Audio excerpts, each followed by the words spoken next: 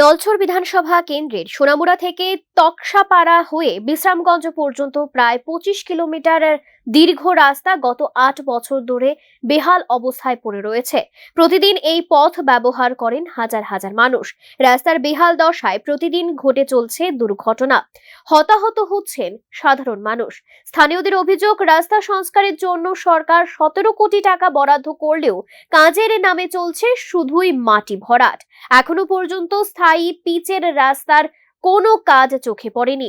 মন্ত্রীর এলাকায় রাস্তা নির্মাণে বেনিয়মের অভিযোগ করছেন তারা।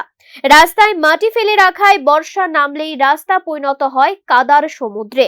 আবার রোদ উঠলে ধুলোয় ঢেকে যায় পুরো এলাকা। খানাখন্দে ভরা রাস্তায় প্রতিদিনই জীবন ঝুঁকি নিয়ে চলাচল করছেন সাধারণ মানুষ।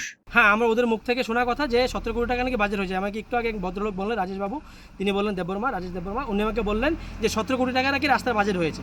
তাহলে 17 কোটি টাকা রাস্তার বাজেট হলে তারা কী কাজ করছে যে মাটি দিয়ে রাস্তা মানে যে গর্তগুলো ভরাট করছে? আমি সাধারণ আমজনতা হিসাবে আমি এই রোজ যাতায়াত করি, আমার বাচ্চা নিয়ে ডেলি স্কুলে আসা যাওয়া করতে লাগে। আপনাদের চোখে দেখা কিছুদিন আগে ঠাকুরমুড়ে একটা অ্যাক্সিডেন্ট দেখেছেন যে একটা ছেলে বাইক অ্যাক্সিডেন্ট করে পায়ের 5টা আঙ্গুল পড়ে গেছে। যার যায় সে বুঝে। আসলে আগামী দিনে যদি আমার বাচ্চা নিয়ে আসা যাওয়ার সময় কোনো একটা প্রবলেম হয়, সে দায়ভার কে নেবে? সবচেয়ে বেশি সমস্যায় পড়ছেন স্কুল কলেজের ছাত্রছাত্রী, রোগী, ব্যবসায়ী এবং নিত্যযাত্রীরা। জরুরি পরিষেবাও ব্যাহত হচ্ছে।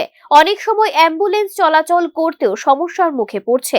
এলাকাবাসী হুঁশিয়ারি দিয়ে বলেন, দ্রুত স্থায়ী সংস্কারের কাজ শুরু না হলে বৃহত্তর আন্দোলনের পথে নামতে বাধ্য হবেন তারা।